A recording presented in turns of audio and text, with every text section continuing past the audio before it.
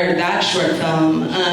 And also maybe like, let's trace that line and follow that flight path between like the sky in both films and sort of like connecting kites to planes. It's a great transition. Thank you. Yeah. I see what you did. It was improv. Yeah, you know, so I think for a lot of us, right, like I grew up right under the LAX flight path, right? And whether you live in like Huntington Park or Watts or Inglewood or South Central, it's like these airplanes are like such a big part of our experience, right? Like both mythologically but also physically, right? And for a lot of us, you know, it's like I have asthma, right? Everybody in my neighborhood has asthma because of these airplanes, right? And like, I'm not even joking about that, right? Like these like very sort of like toxic like jet fuel gases and fumes like are the reason why I have asthma. At the same time though, it's like these airplanes, like there was nothing more beautiful than I ever saw in my life, right? It was like sort of imagining of like where these airplanes were going and where they were sort of coming from, right? So when that jet fuel dump sort of happened to early 2020, you know, like I started to think about like, all right, like what is a story about like imagination and like obviously the sky and kind of my experience looked like, right? And so I started to think about like these sort of like, these games that we used to play as children, right? We used to chase airplanes, we used to race airplanes, which sounds crazy. Think about like, how you gonna beat an airplane, right? But we used to race ourselves and so really thinking about like how these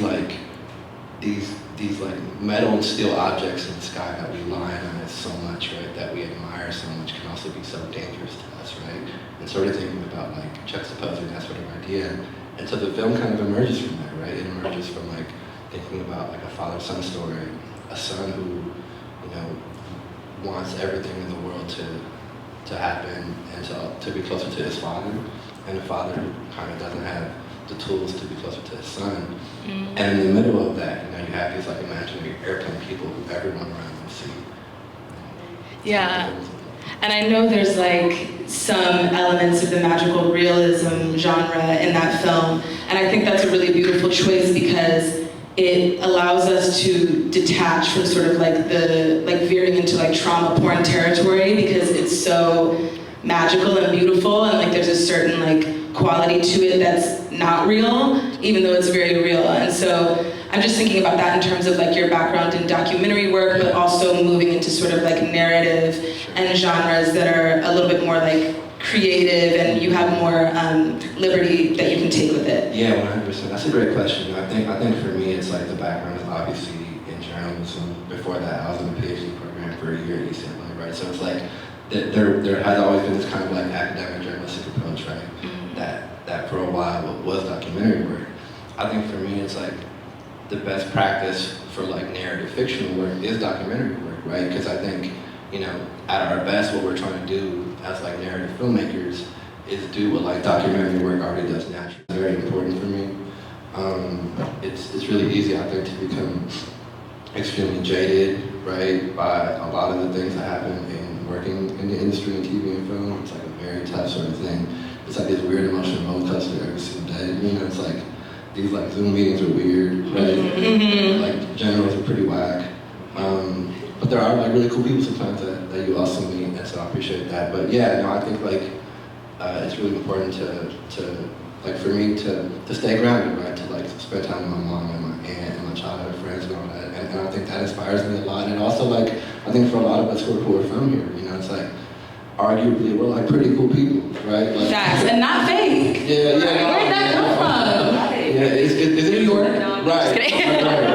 No, for sure. I feel like a lot of us who, like, you know, there's like this weird misconception, and for us, like, we don't know that, right? Like, right.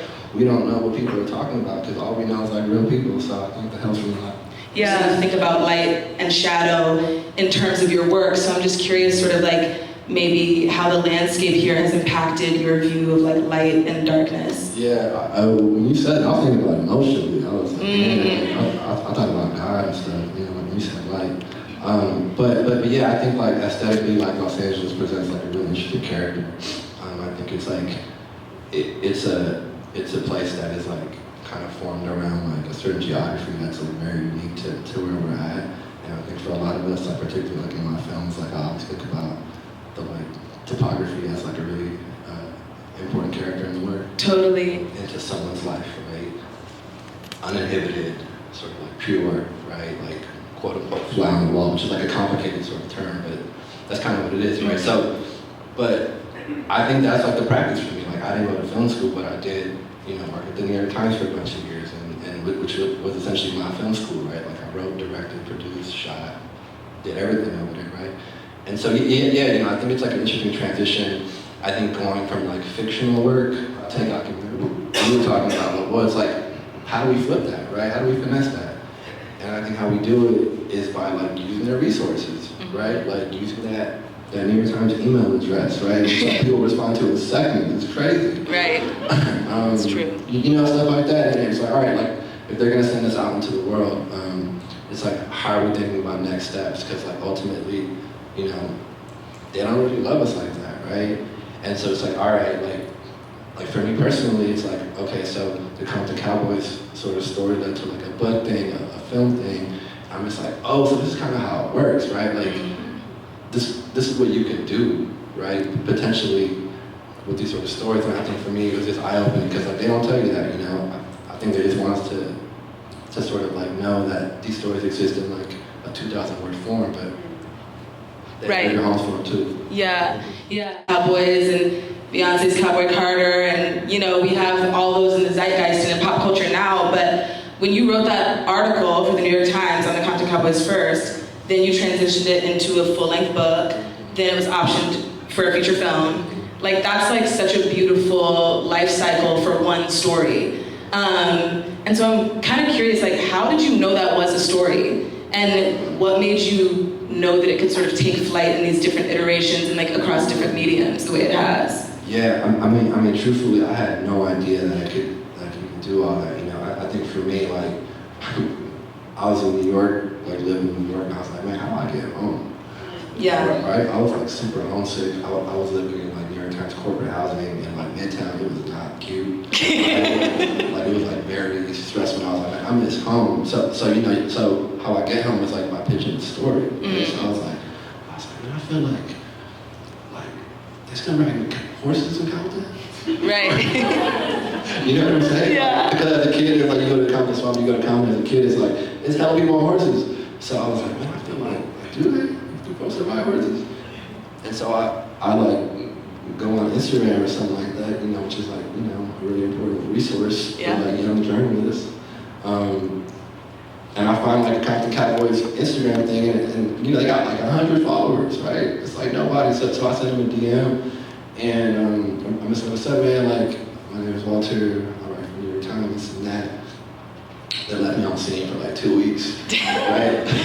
so I hit them back, and eventually like that they respond. But anyway, so I say that because like, no, man, I really had no idea that cowboy culture in a sense would like blow up, because like that story comes out, and then like Little Nas X sort of comes out like 3 months after that. Right, Old Town Road. Yeah, Old Town Road, and it sort of becomes this like really, really cool thing for the Compton Cowboys, I think, you know, like really kind of, you know, because they've always been around, right? So it's not like I discovered them, it's not like I put them on, right?